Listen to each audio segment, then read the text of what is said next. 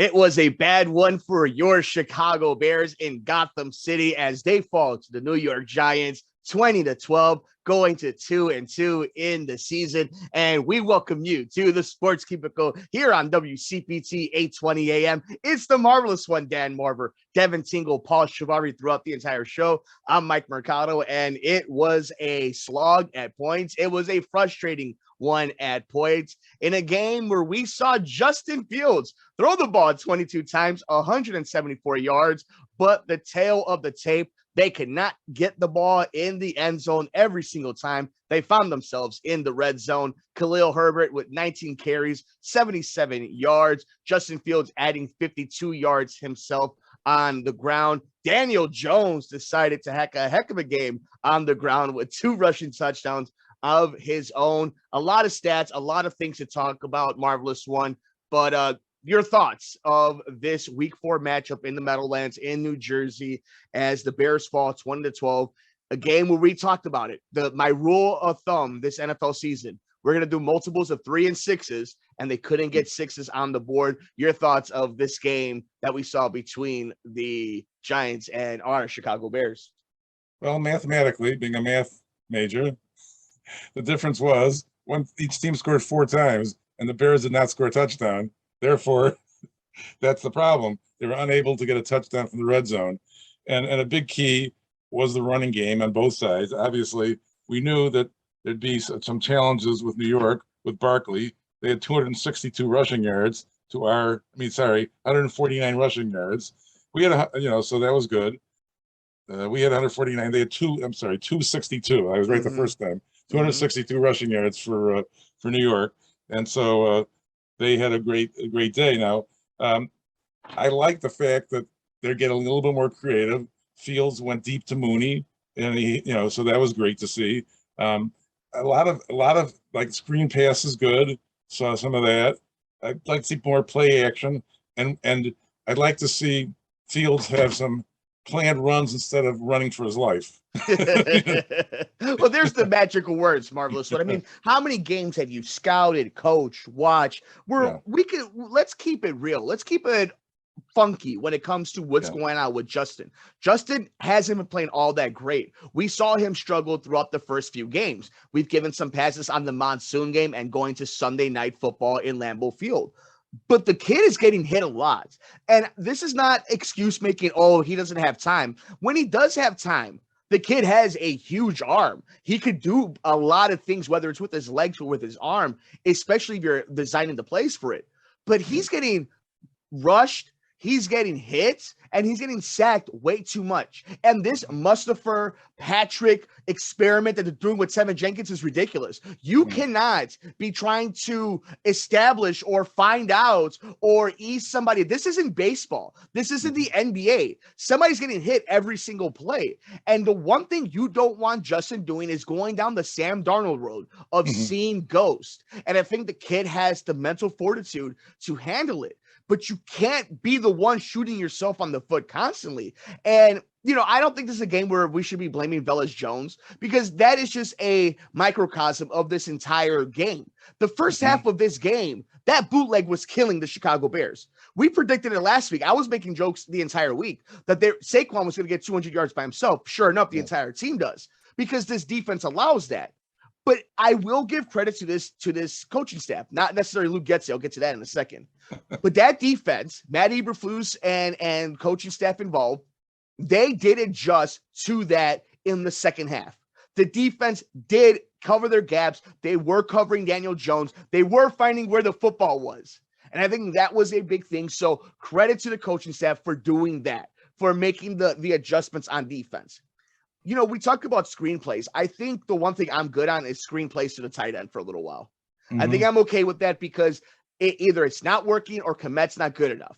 But it's just not working right now. And I think it doesn't take a genius. What is Jalen Hurts doing? What is Trevor Lawrence doing? What do you do with Kyler Murray and Lamar Jackson? You got to play design. And I do think, and I'll run it with you, Marvelous One. Let me know what you think about this. I was thinking it throughout the game. That Darnell Mooney play, I think, was the first time they let it open. And they said, okay, kid, can you do this? do you think this leads to more opportunities? Because again, you're going to be playing more teams like the Giants than the 49ers and Green Bay. Do you think that was an indication that maybe the coaching staff is going to entrust in Justin a little bit more? Yes, I think that I know that he wants to do that, and the coaching staff will allow him. I mean, even last week he was saying he runs the plays that he's told to run, which, was an indication that he'd like to pass more. But, I'm also concerned about the possibility of losing Cody Whitehair. He got hurt. And at the end of the half, Justin needs to learn how to slide a little bit. He's going to have his knee blown out because, I thought that it might have happened right at the end of the half in that one last play where he needs to do a baseball slide instead of bending his knee. That really makes me nervous. And then sometimes he's like rolling and he's got to work on that, I think, a little bit. I agree. Yeah. He's a baseball player. He should he should have that. Marvelous, you've seen that too. And it's weird, right? Then in today's NFL, we're seeing a lot of these young kids exposing themselves, leaving themselves exposed to getting hit in the head. And we saw with poor Tua, what happened, how dangerous this sport is to begin with, but it happens to Joe Burrow all the time, and we're seing it with Justin. But continuing on with your thought, I think that was a very astute observation, though. Yeah, because if he leaves his head up, he's going to get some head-to-head contact. But if he just goes down and a complete slide on his back, it's going to be much better for him in the long run, because that's what the veteran quarterbacks do. They just obviously, and it looks like when he's doing it in defense of the other team, looks like he may not be done. Sometimes he may be getting to a point where he may continue, because he is kind of elusive in that way. So I don't blame.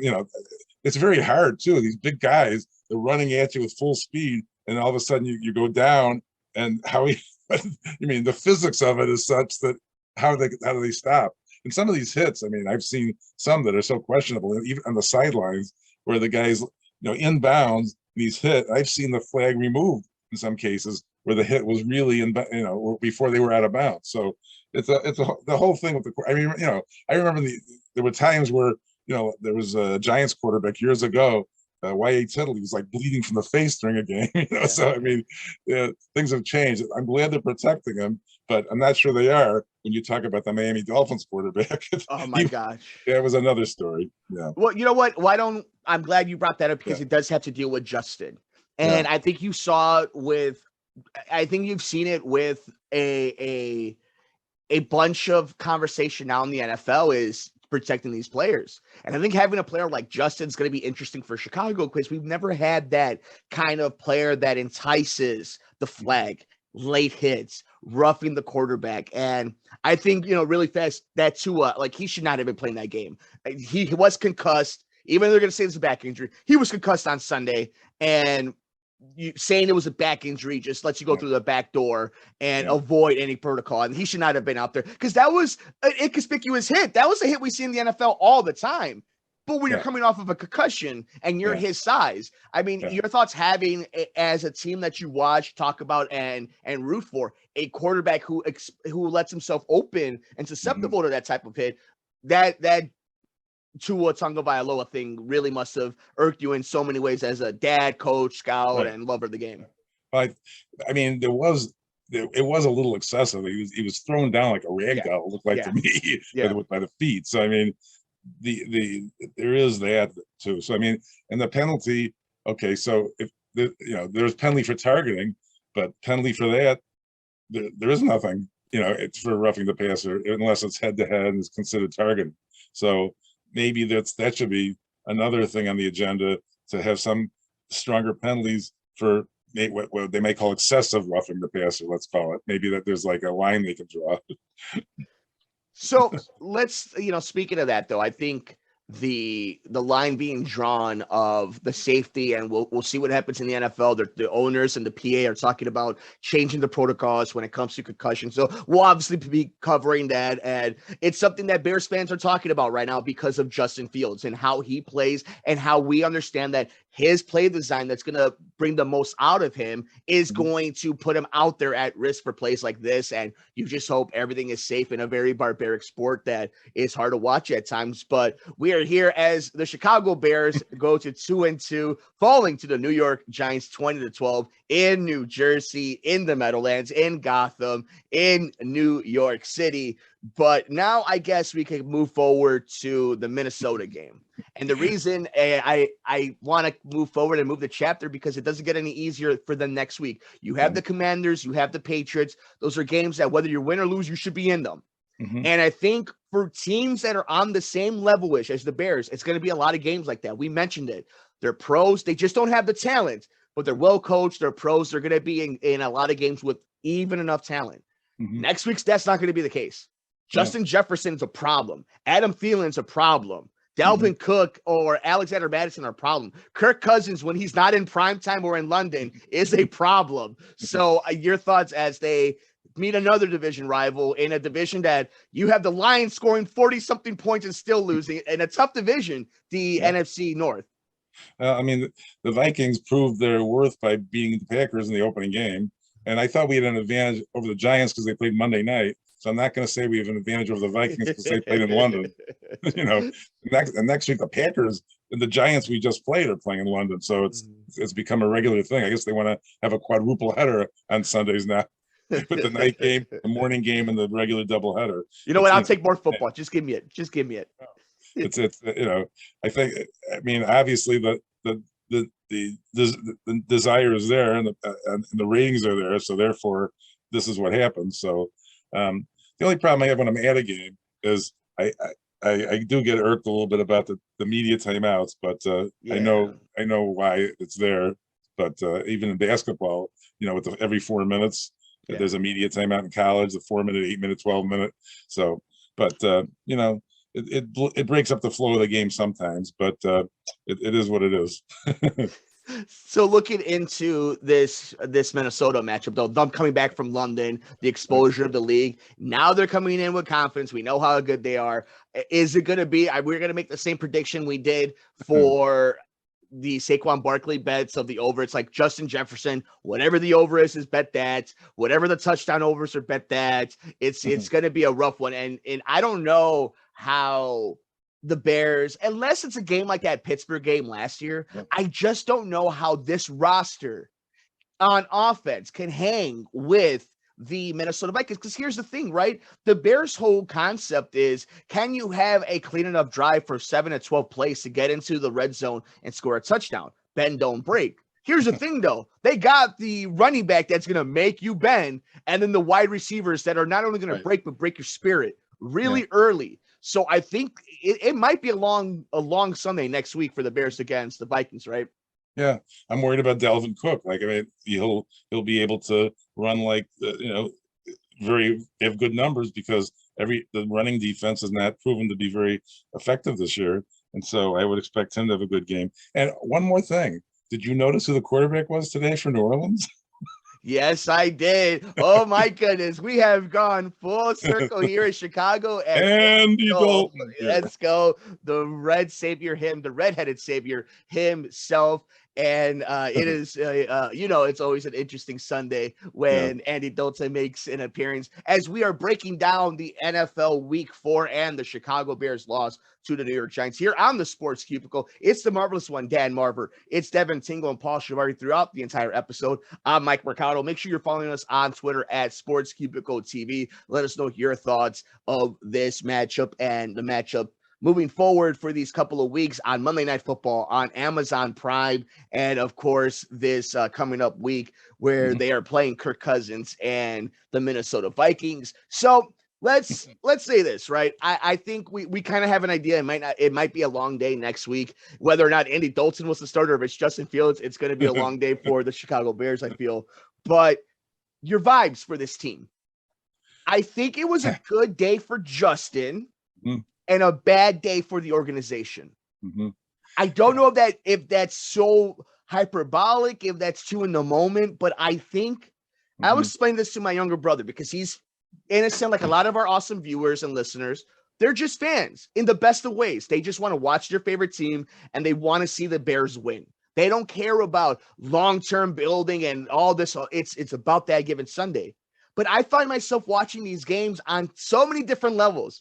How's the offensive line doing with their carousel? Is Justin Fields developing? If they're winning, is it because of contributions from guys who are going to be on this team 2, 3, 4 years from now, which is hard to do in the NFL where the lifespan isn't that long. But I think it was a good day for Justin.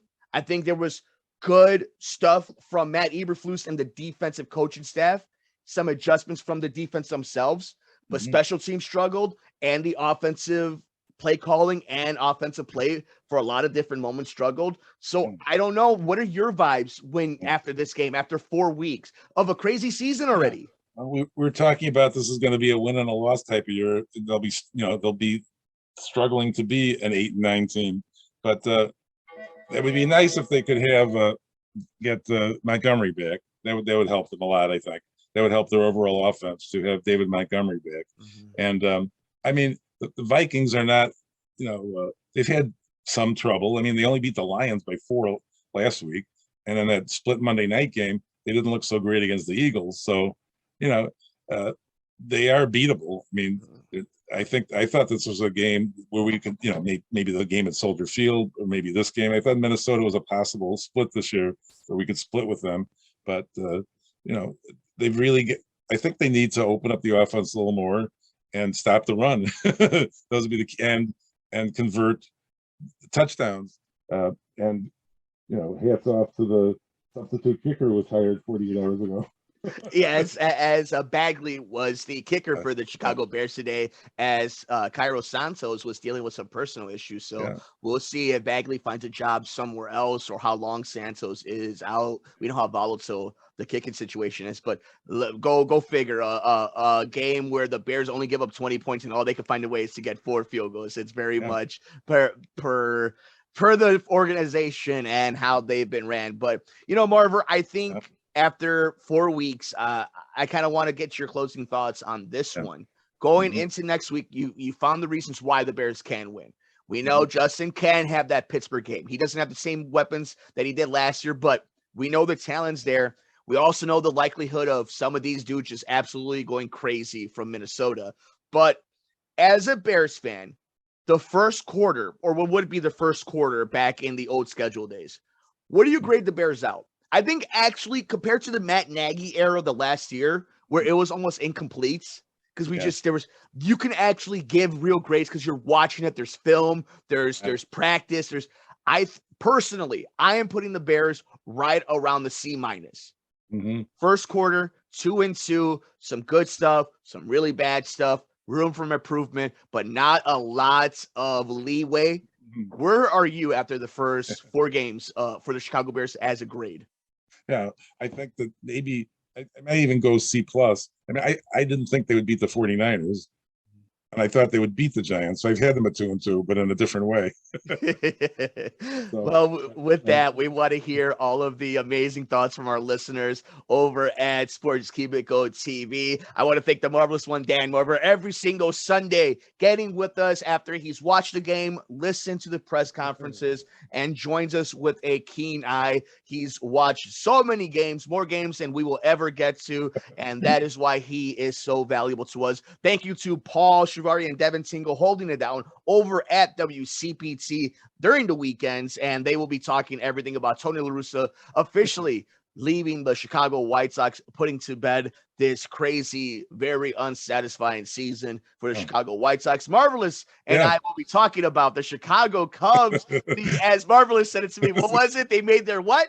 Their late season. When the late season playoff push, the late season playoff push. So won 7 in a row, and don't forget, people, it's going to be really crazy. The wild card is a best out of 3, and the Dodgers and the Yankees and the Astros are going to sit and watch, and so it should be interesting because the other teams are going to use their pitchers. And there's a lot of things to think about, and either the Braves or the Mets will get a bye too, but. And the Cardinals and the Indians will host all 3 games, even though they're going to have a poorer record than whoever they play. That's crazy. Marvelous. No, we'll leave with a little hot take here, okay? So I'm going to give you this one, all right? For the people who are sticking around to the end of this, who went through all the spiel. What is the actual home run record? Oh, The actual home run record. What is the real home run record? Roger Maris. Yeah, okay, there it is. Let us know if the Marvelous One is wrong. We're on Twitter at Sports Cubicle TV, or leave a comment down below. Thank you. But yeah, an asterisk. Babe Ruth played in fewer games. See, don't forget, he had 8 fewer games. So you better come with the heat if you're coming with Marver. Okay, maybe it's Babe Ruth. Okay, I'll scream out why it's Barry Bonds, Mark McGwire, and Sammy Sosa, but maybe that's for a different day because we're in the NFL season. Let us know your thoughts. What did you think of Week 4? What did you think about the Chicago Bears scoring a 2-2, losing to the New York Giants 20-12? Did you see some improvements from Justin Fields, this coaching staff? What are your thoughts moving forward? What do you think about this matchup against the Minnesota Vikings heading into 2 primetime games after that? We're on Twitter at Sports Cubicle TV. It's the Marvelous One, Dan Marver. It's Devin Tingle. It's Chivari. I'm Mike Mercado.